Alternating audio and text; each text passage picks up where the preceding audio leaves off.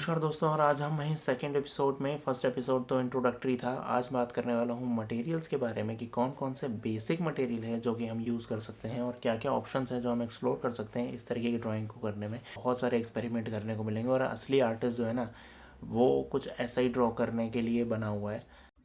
तो अब बात करते हैं कि विलो चारकोल को किस तरीके से यूज़ कर सकते हैं, क्योंकि ये एकमात्र टूल जो है बहुत बड़ा रोल प्ले करता है, खासकर आर्टिस्टिक ड्राइंग टेक्निक्स में। क्योंकि यहाँ पे आपको ये समझना बहुत ज़रूरी है कि इस स्टिक को, एक विलो चारकोल की स्टिक को कैसे यूज़ कर सकते हो आप। तो मैं जहाँ तक यूज़ करता हूँ, इसको 3 तरीकों से यूज़ करता हूँ, यूजिंग इन 3 वेज।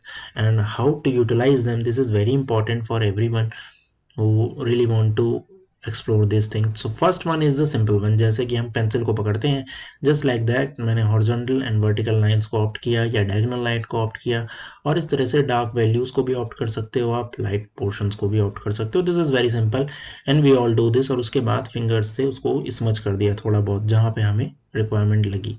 तो ये जो बेसिक तरीका है, बिल्कुल बेसिक तरीका है, इसमें कुछ भी ऐसा नहीं है जो कि आपको ना समझ में आए, ये एकदम सिंपल तरीका है।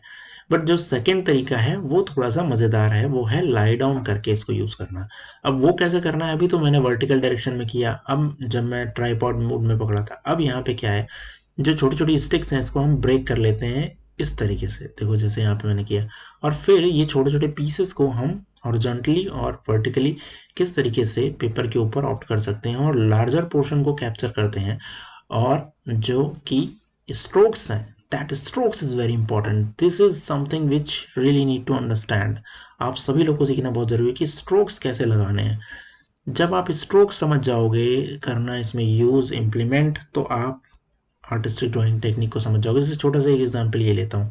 अब यहाँ पे देख रहे हो कितने सारे स्ट्रोक्स हैं जो कि विलो चारकोल को ही यूज़ करके इम्प्लीमेंट किए हैं इसको आर्टिस्टिक रेंडरेशन करने के लिए।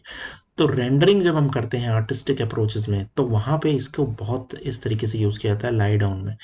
तीसरा जो तरीका है जो उसमें मिक्स करते हैं वर्टिकल, जो मैंने पहले बताया था सिंपल तरीका, और दोनों को ही यूज़ कर सकते हैं एक लाई डाउन पोजीशन में ही, जैसे मैंने यहाँ पे किया। मतलब जब हमें लाइन ड्रॉ करनी है तो हम उसी पोजीशन में लाइन ड्रॉ कर लेते हैं, और एट द सेम टाइम हम लार्जर एरिया को कैप्चर करने के लिए उसको उस डायरेक्शन के अपोजिट परपेंडिकुलर डायरेक्शन में घुमाते हैं।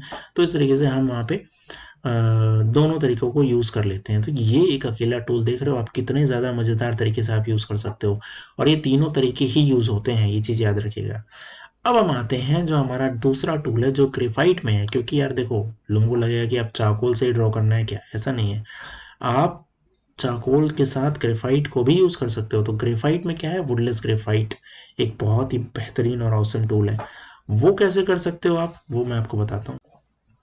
तो वुडलेस चारकोल को भी आप, वुडलेस ग्रेफाइट को, सॉरी चारकोल नहीं, वुडलेस ग्रेफाइट को भी आप उसी तरह से यूज़ कर सकते हो। फर्स्ट जो तरीका है वो एक सिंपल तरीका, ट्राइपॉड मेथड जो है, उसी तरीके से हम इसको ग्रिप करके हम इसको यूज़ कर लेते हैं।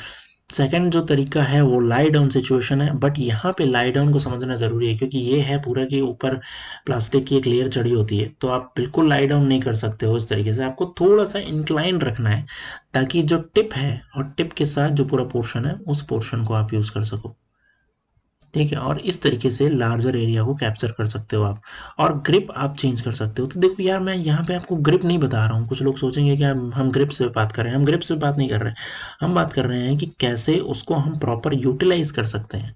ग्रिप हमारा कुछ भी हो सकता है। अब देखो जो ये ग्रिप है it's a very different grip, जहाँ पे मैंने पहली उंगली और दूसरी उंगली, जो हमारी बड़ी उंगली है उसके बीच से मैंने, मतलब इंडेक्स और रिंग फिंगर के बीच से भी आप निकाल सकते हो, या फिर मिडिल फिंगर और इंडेक्स फिंगर के बीच से भी आप निकाल सकते हो। तो it's all about how to basically utilise them to get the larger area. ये चीज़ समझने वाली है, small area and larger area.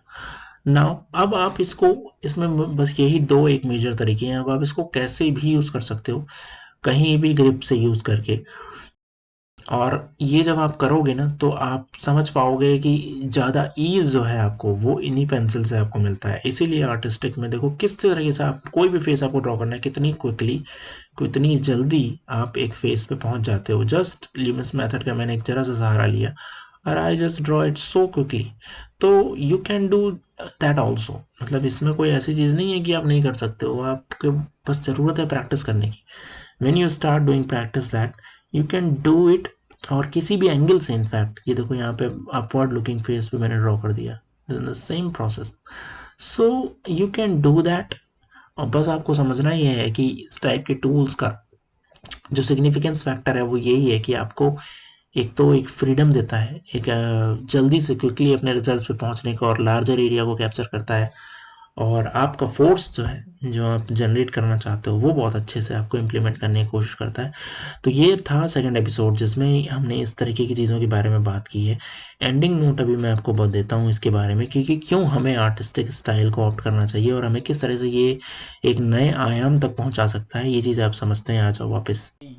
Tool है, that tool is being used for charcoal drawing. ठीक है, तो ये चारकोल ड्राइंग में यूज़ होता है, दैट इज़ विलो चारकोल।